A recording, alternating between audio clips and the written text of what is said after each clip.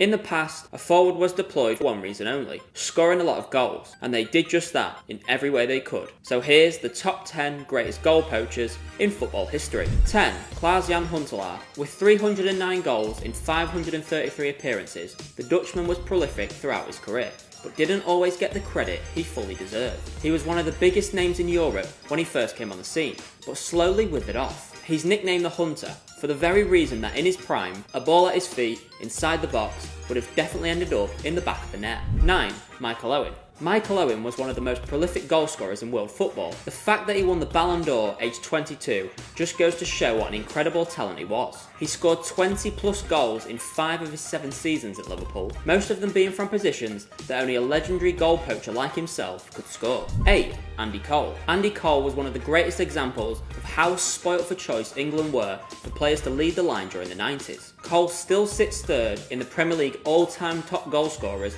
with 187 goals. Between 1992 and 2006, Cole failed to reach double figures within a campaign just twice. 7. Ian Wright. Arsenal legend Ian Wright was probably one of the most natural-born goal scorers the Premier League has ever seen. The man literally had an unending habit of putting the ball in the back of the net. He backed all his abilities inside the box to ensure that he got on almost every single cross his teammates put in the danger area. 6. Miroslav Klose. Just watching all 16 of Klose's goals at World Cup tournaments is an absolute masterclass in the dark arts of goal poaching. Nobody has scored more goals at a World Cup, yet not a single effort comes from further out than the penalty spot, with an extremely unscientific calculation suggesting that the 16 goals came from a cumulative distance of 105 yards, working out an average of 6.6 yards per goal. 5. Ole Gunnar Solskjaer. One of the Premier League's greatest super subs.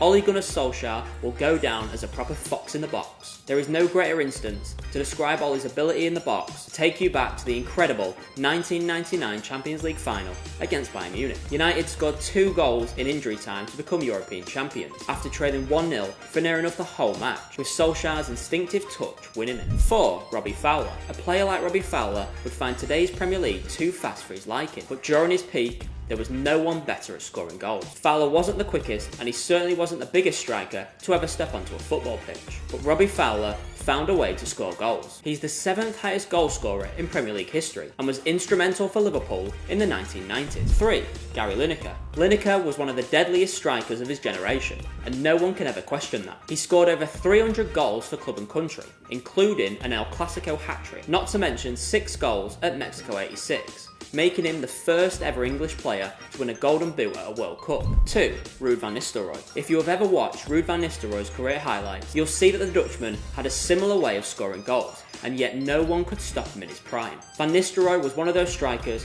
that if the ball fell to him in the box, you knew that it was going to be a goal, making him the greatest goal poacher in Premier League history. 1. Filippo Inzaghi. Describing Filippo Inzaghi, the legendary Johan Cruyff once said, "Look, he can't play football at all. He just knows how to get in the right place." Inzaghi went on to score over 300 goals in his career. He won the World Cup with Italy, as well as a Champions League and a Serie A title. The greatest ability of a striker is to know where to be and anticipate where the ball's going to drop for you to strike it. Inzaghi did pretty much that for all his career, and he did it pretty damn well.